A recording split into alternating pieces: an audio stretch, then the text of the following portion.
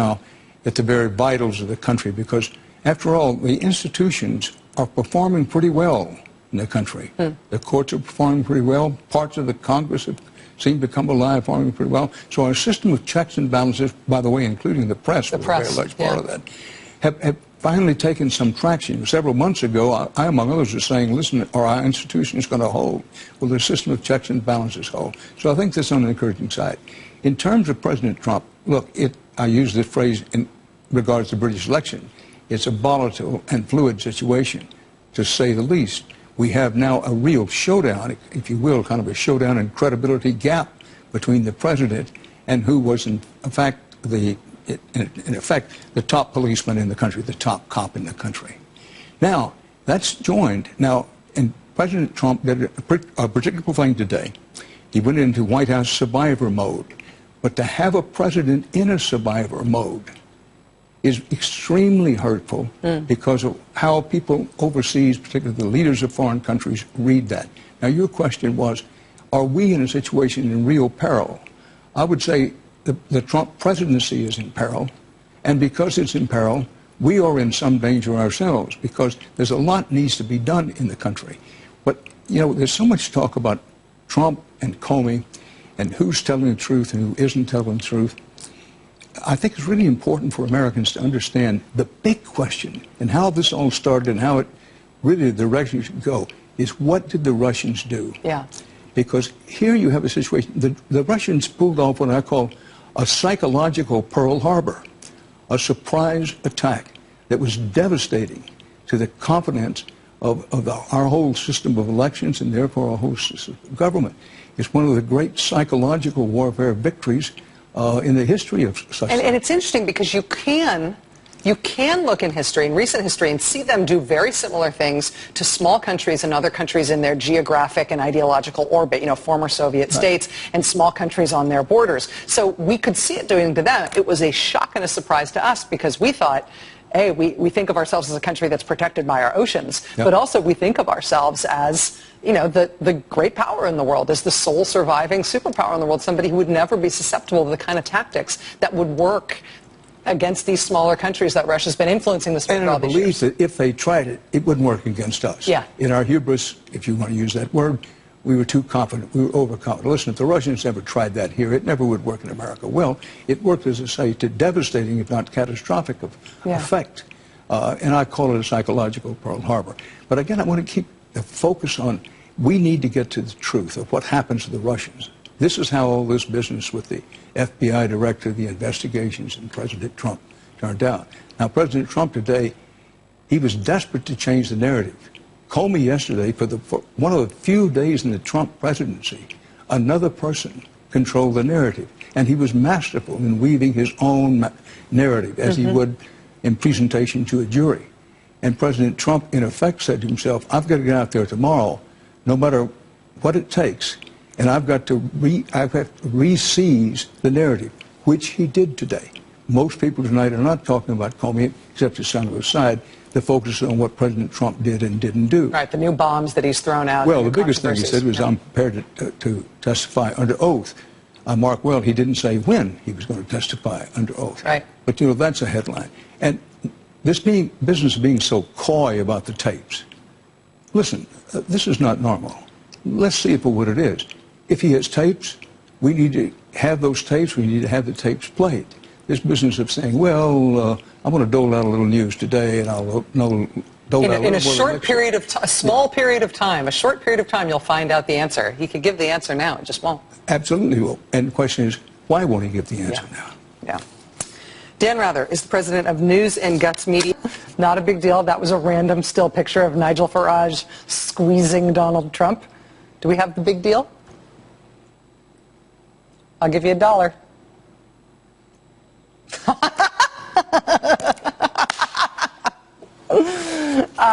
Yes, we got it? Okay, go for it. And it's my judgment that I was fired because of the Russia investigation. I was fired in some way to change, or the endeavor was to change the way the Russia investigation was being conducted. That is a very big deal. That is a very big deal. I told you it was coming. Former FBI Director James Comey saying under oath that he believes he was fired by the president because of his oversight of the Russia investigation. Under oath, he said the president fired him over the Russia investigation, and that is a big deal. But the White House has now met that big deal testimony from James Comey with their own big deal, potentially problematic reaction. The president's personal lawyer yesterday came out before reporters and told them that James Comey's sworn testimony was not truthful. He said James Comey leaked information he should not have, although there were no allegations that there was any classified information involved here, and the only thing that James Comey said he leaked was his own recollections, his own written recollections of a conversation. The president himself today called James Comey a leaker and said the account Mr. Comey swore to under oath was not true. Now, the president's personal attorney has followed that up by saying that he plans on filing complaints against former FBI Director James Comey. He plans on filing complaints about him with the Senate Judiciary Committee and the Justice Department. Now, I didn't go to law school, and I'm not a lawyer, and I don't know exactly how that works. But I know that James Comey isn't a senator on the Judiciary Committee, and I know he doesn't work for the Justice Department anymore. So why would you issue complaints about him to those entities to which James Comey has no affiliation? What are they going to do if they find the complaints to be substantiated? Chase him down and give him a whack? The White House response to James Comey's testimony makes me wonder what exactly the White House, the president, and his personal lawyer are getting at here, and whether they actually might be making it worse. What appears to be now the mushrooming scandal around the president. We've got a few new exclusive pieces of information on that tonight. Last night, a Columbia Law School professor received what I'm sure was an unsettling letter from Congress. This is the letter. Dear Professor, the letter was addressed to Professor Daniel Richman at Columbia. He's a former federal prosecutor and now teaches at Columbia Law School. And yesterday in the Senate, the fired director of the FBI, James Comey, put the spotlight on Professor Daniel Richman when Comey told the world about his decision to make public his notes that he wrote up after this meeting that he had with the president, in which he says the president told him that the FBI should let go its ongoing criminal investigation into the Trump National Security Advisor, Mike Flynn. Director Comey explained yesterday under oath that the way he decided to publicize those notes, the way he decided to publicize that memo that he wrote about his interaction with the president, was that he gave it to his good friend who worked at Columbia Law School, and he gave his Columbia Law School professor friend the instruction that he should then pass on that memo to a reporter. And so after that testimony under oath yesterday from James Comey, last night, James Comey's professor friend at Columbia Law School, Professor Dan Richman, he got this letter from Congress, from the Senate, explaining that Director Comey had all but said that Professor Richman had in his possession this potentially incriminating memo about the president, and could Professor Richman please hand the memo over to Congress right now? And I mean it when I say right now. Quote, Mr. Comey's memoranda are relevant to the Judiciary Committee's ongoing investigative efforts. We ask that you provide the committee copies of all the memoranda you have received from Mr. Comey by no later than June 9th, 2017. Check your watch, check your wall calendar. It's June 9th, 2017, today. So, quick turnaround, right? The Senate heard yesterday from James Comey that this professor at Columbia had Comey's memo about Trump supposedly trying to kibosh the FBI's Flynn investigation. They heard that yesterday, that the professor had that memo. They wrote to the professor last night telling him to hand it over, and they gave him a deadline. The deadline is today. Well, we can report tonight that as of 9 p.m. Eastern time, as of just a couple minutes ago, the professor at Columbia University, Dan Richman, has not turned over Comey's memo about his conversation with the president, which is interesting. CNN's Manu Raju, who's a great reporter at CNN, he further reports tonight that Professor Richman has actually been in touch with that committee as of tonight, but we can report that whether or not he's been in touch with them, he has not handed over the memo. Imagine this is kind of a stressful position for your average law professor to find himself in, right? But hey, it's turning out that these are stressful times.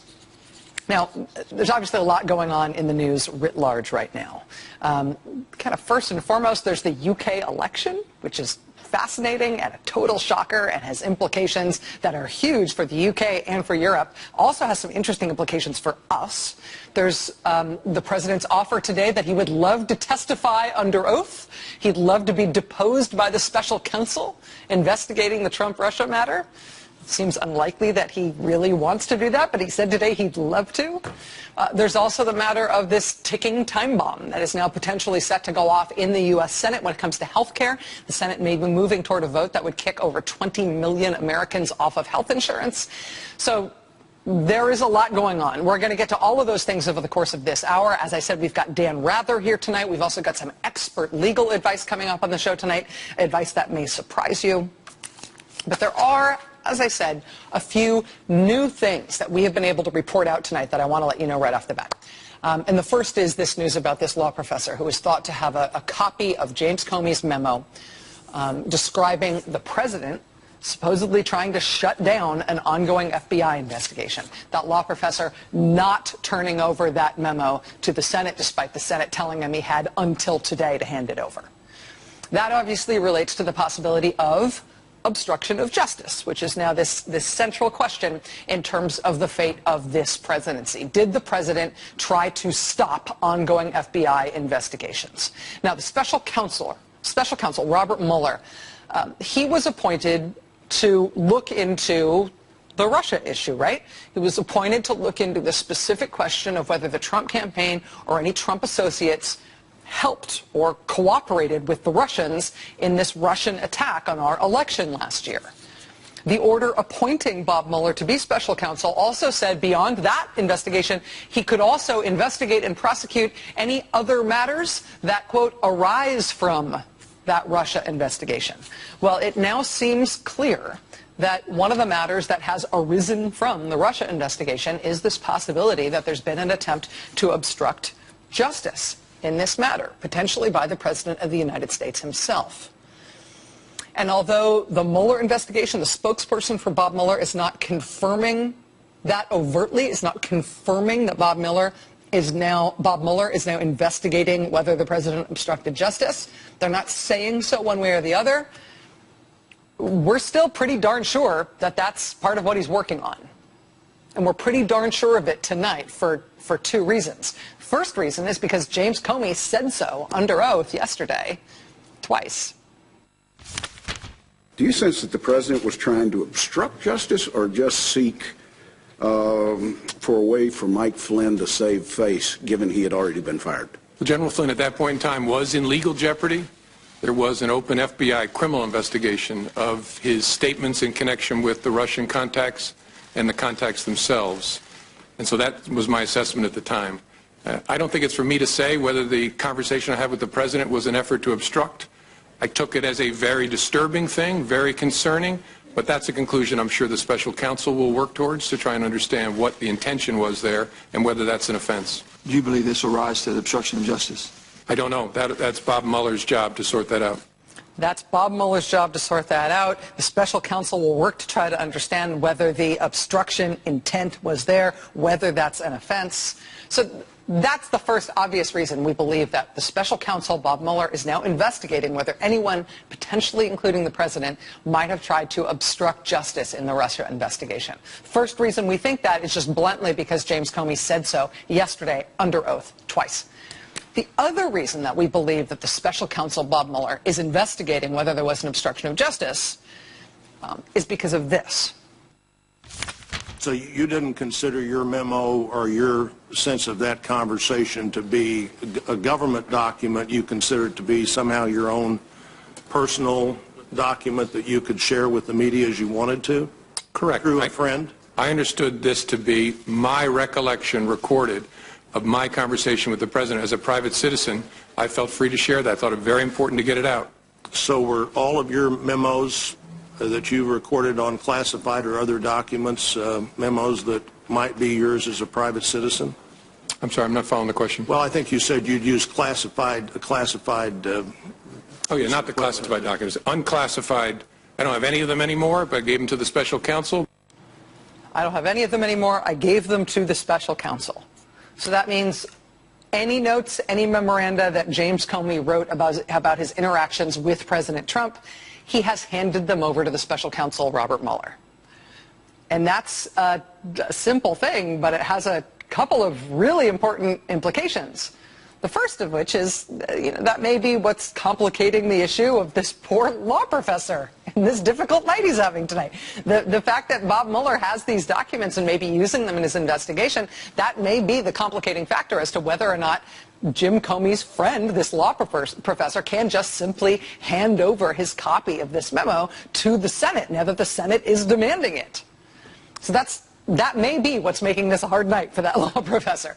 But the fact that James Comey gave all of his memos about his conversations with the president to the special counsel, that also implies pretty strongly that the special counsel is investigating potential obstruction of justice by the president.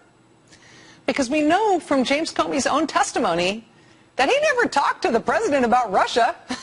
He never talked to the president about the Russian attack on our election. James Comey said under oath that the president never brought that attack up. Never expressed any concern about that Russian attack to him, ever, even once. So if Bob Mueller is only investigating the Russia attack and possible Trump campaign involvement in the Russia attack, well, these memos aren't about the Russia attack. If that's all he's investigating, there would be no reason for him to be reviewing Jim Comey's memos about his interactions with President Trump. The only reason the special counsel would need to have those memos is if he's investigating the possibility of something else besides the Russian attack. Do you believe this will rise to the obstruction of justice? I don't know. That's Bob Mueller's job to sort that out. Bob Mueller, the special counsel, as of tonight, appears very strongly to be investigating whether the President of the United States, Donald Trump, committed obstruction of justice. Now, the race is on to confirm that for a fact, but in the absence of direct confirmation, it really seems clear by every indication that that's what he's doing.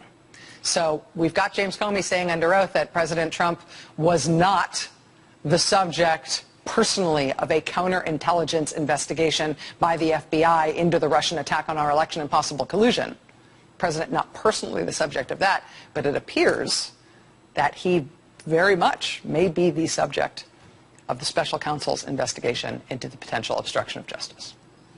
So here's the other thing going on about that tonight that is turning into a really interesting question. Bob Mueller appears to be investigating obstruction of justice. Is Congress investigating that too? We know the intelligence committees are investigating the Russia side of this, right? They're investigating the Russia attack, whether the Trump campaign colluded in the Russia attack. Just this week, Trump National Security Advisor Mike Flynn, we know, handed over hundreds of pages to the House and Senate intelligence committees in response to their subpoenas. After initially saying he would take the fifth, now he's handed over hundreds of pages of documents. So the intelligence committees, we know, are looking at Russia. But is anybody in Congress looking into whether or not the White House tried to obstruct justice? Or otherwise illegally meddled with or tried to block any of the Russia investigations?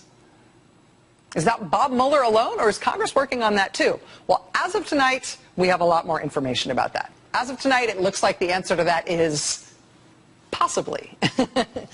The committees in Congress that would have jurisdiction over obstruction of justice by the president or obstruction of justice by other officials in the executive branch, the committees that would have jurisdiction over that would be the judiciary committees. Now, the chairman of the Judiciary Committee in the House is Republican Congressman Bob Goodlatte.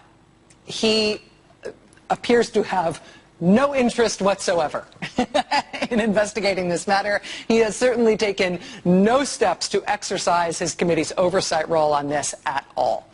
I should tell you, just as an aside, since President Trump has been in office, the only reason Judiciary Committee Chairman Bob Goodlatte has made any news at all is because he brewed up a little local controversy at home in Virginia when he got his speeding ticket amended, so they dinged him for a faulty speedometer instead of for going 69 in a school zone.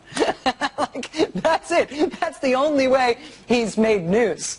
And he's got the committee in the House that would oversee something like an investigation into obstruction of justice. Now, a Democrat on his committee, Congressman Luis Gutierrez, wrote to Bob Goodlatte tonight and said, basically, hey, we're the Judiciary Committee. This is our turf. We should be investigating potential obstruction of justice now that these serious allegations have been levied against the president that he potentially obstructed justice. Let's have the president come in and testify under oath before our committee. But that's just a request to the chairman from one Democrat on his committee. So far, Chairman Goodlatte does not seem like he's going to do anything on this. On the Senate side, though, ding, ding, ding. Comey said that this would be his only testimony tomorrow. Are you prepared to either issue a subpoena or try to get him before the Senate Judiciary Committee? If under our laws, no, I shouldn't say our laws, under our rules on our committee, if Senator Feinstein would agree to subpoena, I would. That's that good CNN reporter I mentioned before, Manu Raju from CNN. That's him today, basically door-stopping Republican Senator Chuck Grassley, who's the head of Judiciary in the Senate. And being questioned by Manu Raju, he says, yeah, if the top Democrat on my committee, if Dianne Feinstein, wants to issue subpoenas on this part of the investigation, let's say she wants to issue a subpoena to James Comey to get him to testify to us too, yes, we will do that. I will agree to that. Well, you know what? I think Senator Dianne Feinstein may, in fact, want to do something very much like that.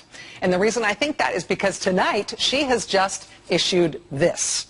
Quote, Mr. Chairman, in my capacity as ranking member, it is my strong recommendation that the Judiciary Committee investigate all issues that raise a question of obstruction of justice. These issues should be developed by our legal staff, presented to us, and be subject to full committee hearings. This is a letter from Dianne Feinstein to the chair of the Judiciary Committee tonight, to Chuck Grassley. In her letter, she summarizes James Comey's sworn testimony, these absolutely explosive allegations against the president, that the president pressured the FBI director to kibosh this active FBI criminal investigation into Mike Flynn.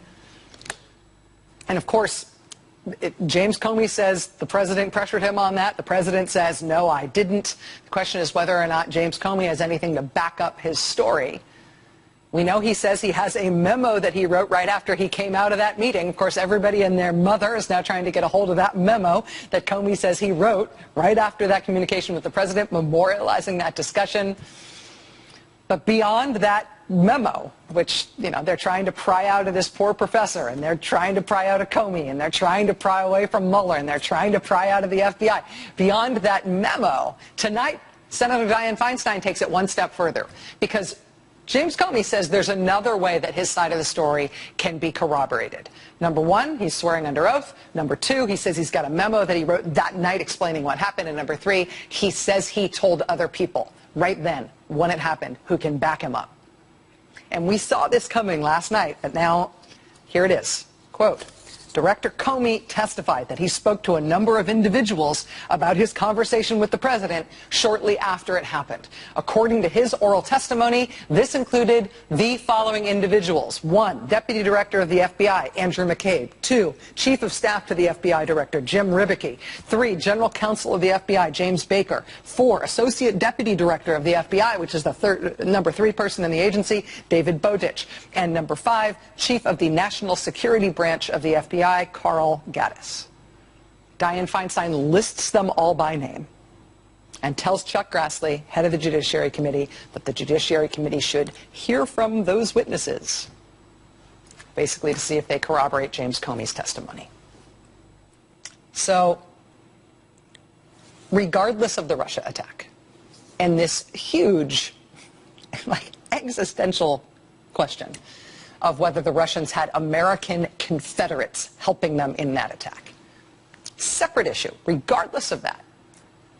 If the President of the United States is potentially in legal jeopardy for having tried to shut down an active FBI criminal investigation, we believe the Republican-controlled House, at least so far, is basically just going to let that go. It's not interested, at least not so far. The Republican-controlled Senate, however, may be showing signs of life. At least if the Democrats and the Republicans on the Judiciary Committee there, if Dianne Feinstein and Chuck Grassley continue to work together. And we know that aside from Congress, we know that the Special Counsel is on that as well. He has the power to investigate. He has the power to prosecute.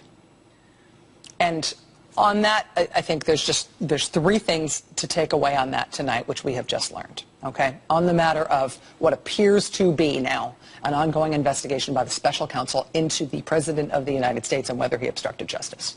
Three things to take away. First, if the White House ultimately doesn't like what Robert Mueller, the Special Counsel, concludes about the President, we now know they're going to have a hard time smearing Robert Mueller.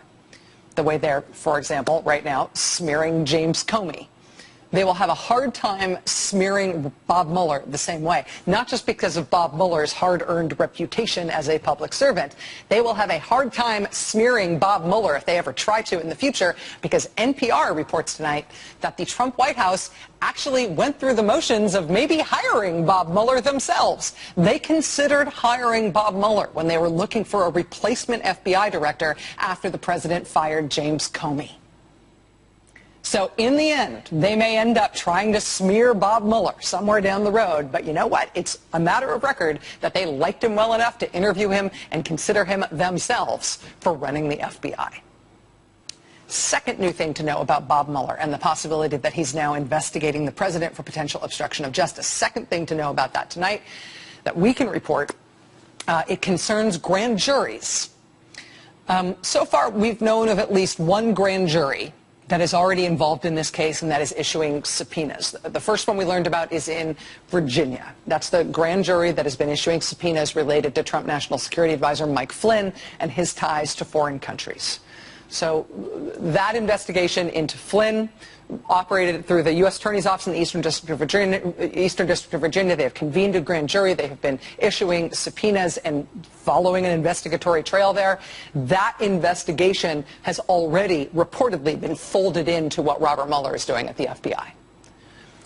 In addition to that Flynn investigation, though, NBC News has reported that there is a separate federal investigation underway into Trump campaign chair Paul Manafort. And I can tell you tonight that it is believed but not confirmed that investigation, the Manafort investigation, involves a second grand jury, separate and apart from the one convened in the Mike Flynn matter. So that Manafort investigation has also now reportedly been folded in to what Robert Mueller is doing as special counsel. So if you think about that for a second, right? If you think about what he's doing in Washington, what his remit is, and these other ongoing investigations involving U.S. attorneys' offices, involving grand juries, involving subpoenas already issued and investigations already underway, those being put under his managerial purview as he proceeds here. If you think about that, if the special counsel ends up wanting to issue subpoenas or bring criminal charges, it is possible that he could do that work. He could continue to work with either or both of those grand juries, which are already convened and working on some aspect of this issue. There's also a possibility that he could impanel a whole new grand jury. And that's not the kind of thing that is done in public. Grand juries operate in secret. But as the Flynn and Manafort cases show, as the history of lots of other high-profile cases show, the impaneling of a new grand jury and the grand jury getting to work in terms of reviewing evidence and issuing subpoenas, that is the sort of thing that is impossible to keep secret forever. And that brings us to the last thing to know about this tonight. It's this guy. In the Washington Post tonight, he is described by former Solicitor General Walter Dellinger as, quote, the most brilliant and most knowledgeable federal criminal lawyer in America, period. Wow. His name is Michael Dreeben. And today, National Law Journal confirms that Michael Dreeben is now part of the Robert Mueller investigation into the Trump-Russia affair and what now increasingly seems like the presidential obstruction of justice investigation that has arisen along with it. Top federal criminal lawyer in America, period. Gulp. Buckle up.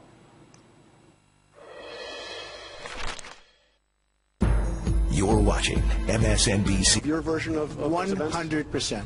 The president agrees to testify. So if Robert Mueller wanted to speak with you about that, I would be glad to tell him exactly what I just told you. Tonight, the president's angry response to the Comey testimony. I hardly know the man. I'm not going to say, I want you to pledge allegiance. Who would do that? And the big question, which one of these men is lying? A dinner was arranged. I think he asked for the dinner. Did you in any way initiate that dinner? No. Then, the gaping hole in the novice president defense. He's just new to this. New scrutiny for the Attorney General. The Attorney General Sessions is now a marked man. And what Republicans are trying to